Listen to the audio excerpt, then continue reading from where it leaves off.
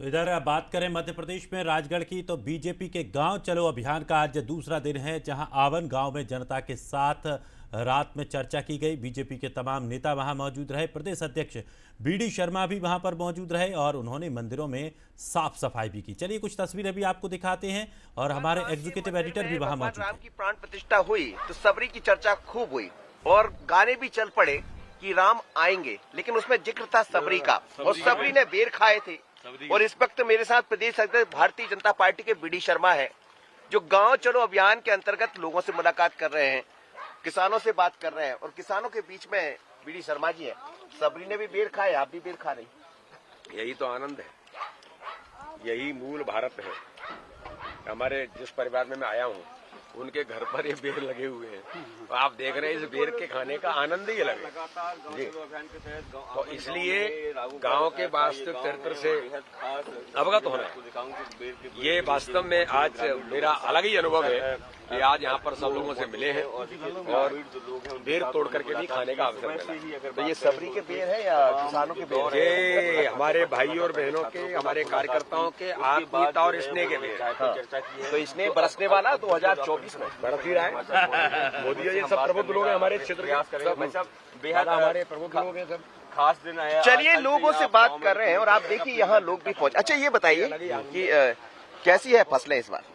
बढ़िया है। पानी की कमी थी, बढ़िया है। पानी की कमी थी तो सरकार का लाभ मिल रहा है नहीं मिल रहा है। किसानों को? खूब मिल रहा है, खूब जम के मिल रहा है, जम के मिल रहा है। खूब घर बुला के दिए। अच्छा हाँ, रामराज ऐसा है जी, रामराज है। रामराज मोदी के राज में रामराज 101% मोदी जी ने सब कुछ अच्छा ही किया। हाँ। मोदी जी ने पहले तो रामराज लाया, फिर जनता का मकान बनवाया, फिर राम मंदिर बनवाया। यही रामराज है। आपको मिला घर मकान? अभी मकान रस्ते में मिला, पर मिल जाएगा, मिल जाएगा, विश्वास है। हाँ, विश्वास है। तो फिर कितने वोटों से जिताएंगे इस बार? अब की बार भी हमारे यहाँ इस गांव से 75% वोट जो है भाजपा के, 56 नहीं गए होंगे, पर अब की बार 80% से आगे निकाल देंगे। 80%।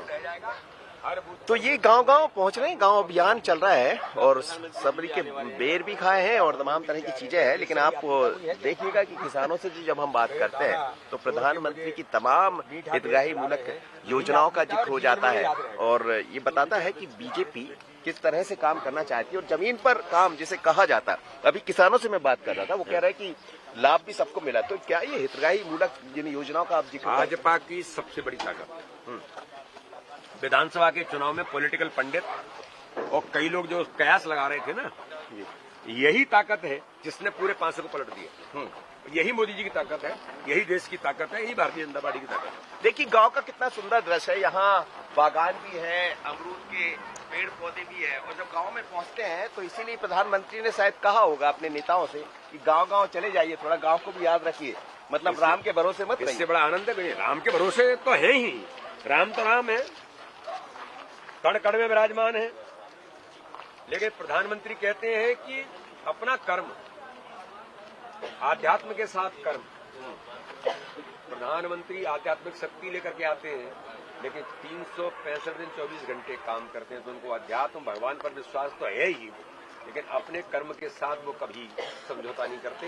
ये संदेश पूरे कार्यकर्ताओं को माननीय प्रधानमंत्री। दिग्विजय सिंह के गढ़ को इसीलिए आप यहाँ? कोई गढ़ नहीं है दिग्विजय सिंह का, ऐसे बात को भूल ही जाना चाहिए।